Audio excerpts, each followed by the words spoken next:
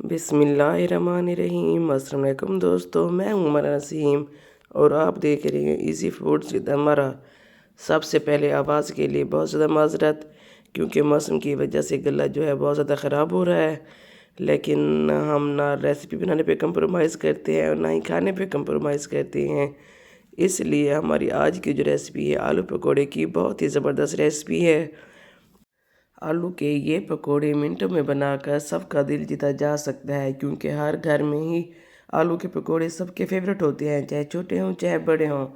تو جلدی سے اگر میرا چینل سبسکرائب نہیں کیا تو پلیز سبسکرائب کر دیں۔ تو چلیں اپنی مزیدار سی اور جھٹ پٹ ریسیپی شروع کرتے ہیں۔ بسم اللہ الرحمن الرحیم۔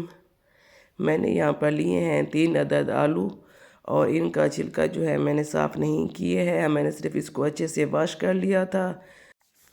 اور جی اب ہم نے آلو کو باریک باریک کاٹ لینا ہے۔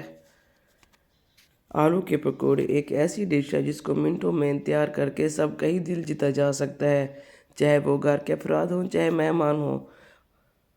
اور جی میں نے یہاں پر اب لیا ہے 1 کپ بیسن۔ بیسن میں شامل کر رہی ہوں 1 چمچ نمک، 1 چمچ لال مرچ، ½ ٹی اسپون جو ہے ہلدی، اور ½ T spoon baking powder.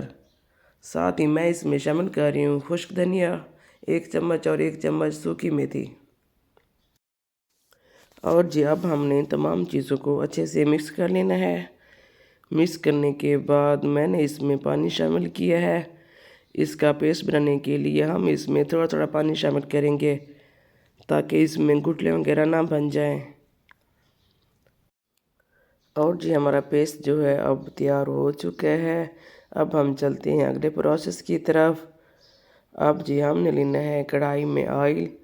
Oil ہم نے اتنا لینا ہے کہ ہمارے جو پکوڑے ہیں وہ اچھے سے اس میں ڈپ ہو جائیں۔ آئل کو ہم نے فل گرم کر لیے ہے۔ اور جی اب ہم نے لینا ہے بیسن کا پیسٹ اور آلو کو اٹھا کر اس میں ڈپ کرنا ہے۔